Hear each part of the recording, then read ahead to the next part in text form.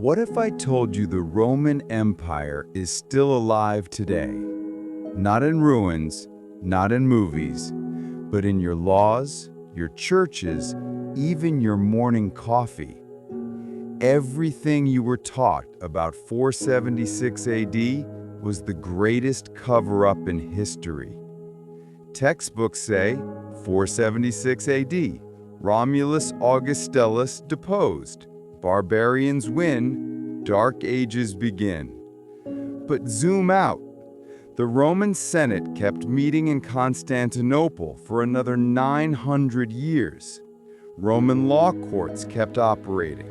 Roman emperors kept issuing gold coins with Christ's face. They spoke Greek, yes, but they were Romans. The same state, the same army, the same taxes. Byzantine was a slur invented in 1557 by a German guy who'd never even been there.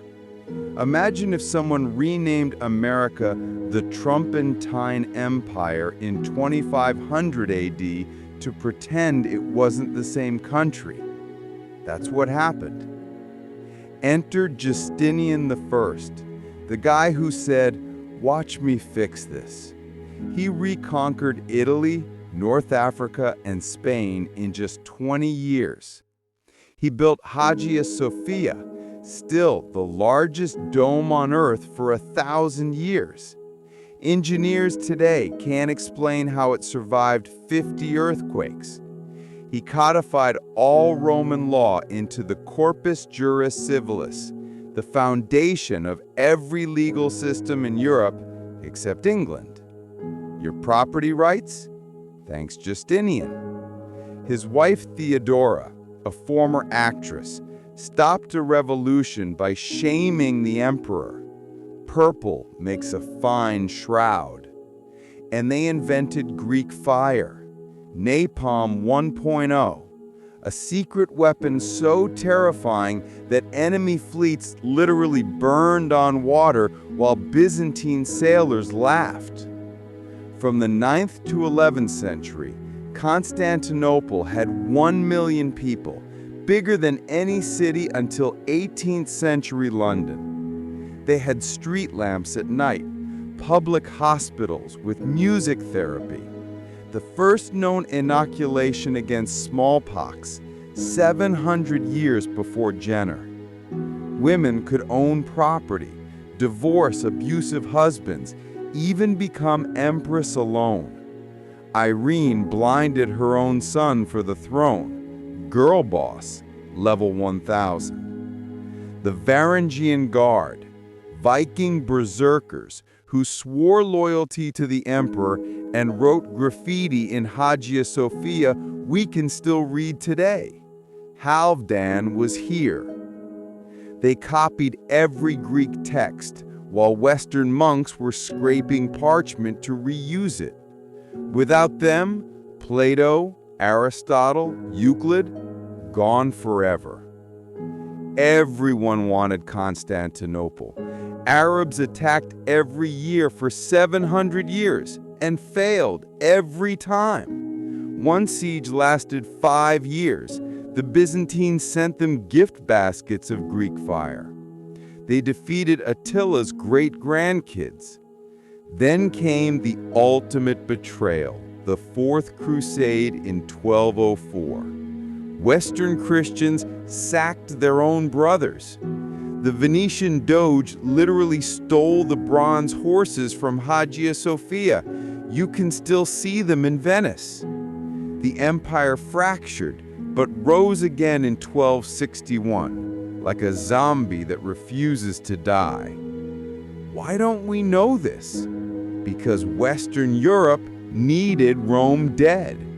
Charlemagne crowns himself emperor in 800 AD, while a real Roman empress, Irene, sits in Constantinople. Awkward. 1557, Hieronymus Wolff coins the term Byzantine Empire to pretend it's separate. In the 18th century, Edward Gibbon writes Decline and Fall, calling them degenerate Greeks, because Enlightenment bros wanted Rome to end so their era could be the rebirth. Bonus racism. Greeks were Oriental despots. Orthodox equals backward. Catholic and Protestant Europe rewrote history to claim they rediscovered Rome from Arabs, ignoring the Greek refugees who brought the books. It's the original cultural appropriation. Mehmet II brings a cannon that shoots 1,200-pound balls. Walls that survived 1,000 years crack like bread. Genoese mercenary Giovanni Giustiniani fights for gold, gets wounded, flees, causes panic. Emperor Constantine XI refuses to surrender. The city is fallen, and I am still alive? Last Mass in Hagia Sophia. Angels were reportedly seen descending. Constantine charges into the breach. Body never found. Legend says he's marbleized under the city, waiting to return. 1453 wasn't the end. Moscow declares itself the Third Rome. Putin still uses this ideology. Every Orthodox country traces its identity to Constantinople. Your fork? Byzantine invention. Your coffee? Ottoman via Constantinople.